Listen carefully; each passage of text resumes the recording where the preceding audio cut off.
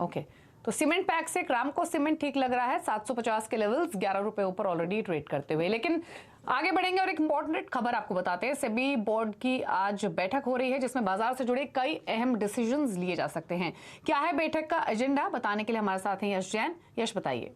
काफ़ी अहम बोर्ड बैठक है सेबी द्वारा, मार्केट रेगुलेटर द्वारा, और आज की बोर्ड बैठक में 3 ऐसे क्षेत्र है जहां पे इस बोर्ड बैठक के अंतर्गत हमें फोकस करना चाहिए। सबसे पहला क्षेत्र है mutual fund segment, second one corporate governance और तीसरा वाला है सेकेंडरी मार्केट।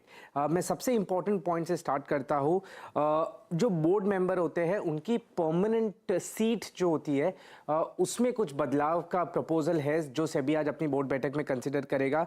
अभी काफ़ी बोर्ड मेंबर्स है जो बिना कोई वोट के या बिना कोई अप्रूवल के काफ़ी लंबे टाइम तक लिस्टेड कंपनीज के बोर्ड में बैठते हैं। यहाँ पे सेबी चाहता है कि हर 5 साल में एक शेयर होल्डर वोटिंग प्रोसेस होना चाहिए जिसके अंतर्गत सारे जो बोर्ड मेंबर्स है उनके कैंडिडेचर जो है वो वोटिंग के लिए आना चाहिए, और अगर उन्हें शेयर होल्डर अप्रूवल मिलता है कंटिन्यू करने के लिए बोर्ड पर तो ही उन्हें अलाउ करना चाहिए, वरना उनका रिप्लेसमेंट किया जाना चाहिए। दूसरा इंपॉर्टेंट प्रपोजल सेबी के सामने आज ये रहेगा कि प्राइवेट इक्विटी फंड्स जो है उन्हें कैसे म्यूचुअल फंड के स्पॉन्सर्स बनाया जा सके।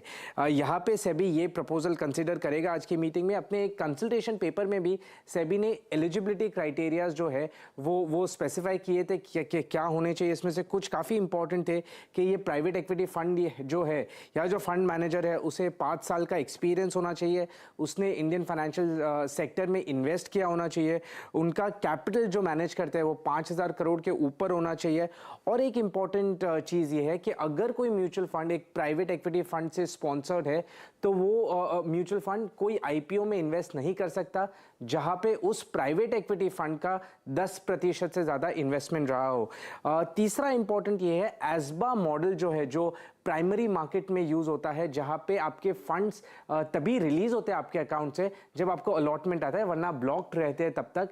वैसा कुछ सेकेंडरी मार्केट में भी लाया जाए जहां पे ब्रोकर का जो रोल है वो निकाल दिया जाए और डायरेक्टली आपका ट्रांजैक्शन एग्जीक्यूट होने पे ही आपके अकाउंट से फंड्स रिलीज किए जाए। जब तक ट्रांजैक्शन एग्जीक्यूट नहीं होता वो फंड्स आपके अकाउंट में रहे, ब्लॉक्ड रहे पर आपके अकाउंट में रहे, और इस तरीके से एक तो मिसयूज बचाया जा सकता है ब्रोकर के द्वारा उन फंड्स का, और दूसरा जो इन्वेस्टर है वो उन फंड्स पे इंटरेस्ट अक्रू कर सकता है जब तक वो रिलीज नहीं किए जाते। शुक्रिया यश, ये तमाम डिटेल्स बताने के लिए। तो काफ़ी सारे डिसीजंस हैं जो लाइकली हैं इस मीटिंग में, और जो इंपॉर्टेंट वंस हैं जैसे यश ने मेंशन किया, म्यूचुअल फंड्स हो, कॉर्पोरेट गवर्नेंस हो, वहाँ उससे जुड़े हुए रिफॉर्म्स आ सकते हैं।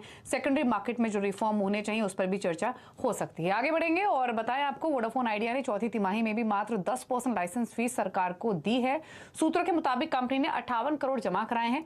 लाइसेंस फीस जमा कराने की अंतिम तारीख 25 मार्च थी। और डिटेल्स के साथ असीम मनचंदा है। असीम, बताइए और क्या डिटेल्स हैं? देखिए, जो भी टेलीकॉम कंपनी है उनको 4th क्वार्टर की लाइसेंस फीस 25 मार्च तक जमा करानी पड़ती है। सभी टेलीकॉम कंपनियों ने अपनी लाइसेंस फीस जमा करा दी है, लेकिन वोडाफोन आइडिया ने मात्र 10% फीस जमा कराई है। जो मैं सूत्रों के हवाले से जानकारी मिल रही है, कंपनी ने मात्र 56 करोड़ रुपए जमा कराए हैं। कंपनी के पास हालांकि अभी ऑप्शन खुला हुआ है। कंपनी 15 अप्रैल तक ब्याज के साथ सरकार को लाइसेंस फीस जमा करा सकती है, लेकिन कंपनी के पास अभी फिलहाल सरकार को देने के लिए कोई पैसे नहीं है। फंड का अरेंजमेंट करने के लिए कंपनी ने कई बैंकों से बातचीत करी है, लेकिन अभी तक कोई भी पॉजिटिव रिस्पांस कंपनी को देखने को नहीं मिला है। ये भी बता दूं कि पिछले क्वार्टर में भी कंपनी ने सिर्फ 30% लाइसेंस फीस दी थी, 70% कंपनी की लाइसेंस फीस अभी भी ड्यू है। तो कुल मिलाकर के कंपनी को 15 अप्रैल तक 1000 से 1200 करोड़ रुपए की जरूरत होगी विद इंटरेस्ट, जो कि सरकार को चुकाने होंगे।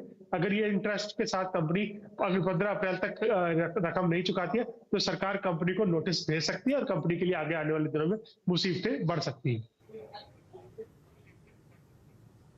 ओके, चलिए, शुक्रिया आपका असीम में डिटेल्स बताने के लिए। तो जैसे असीम ने तमाम डिटेल्स आपको बताई, जो लाइसेंस फीस है वोडाफोन इंडिया ने एक बार फिर से कम चुकाई है, और क्वार्टर 4 में 10% लाइसेंस फीस ही वोडाफोन आइडिया ने चुकाई है।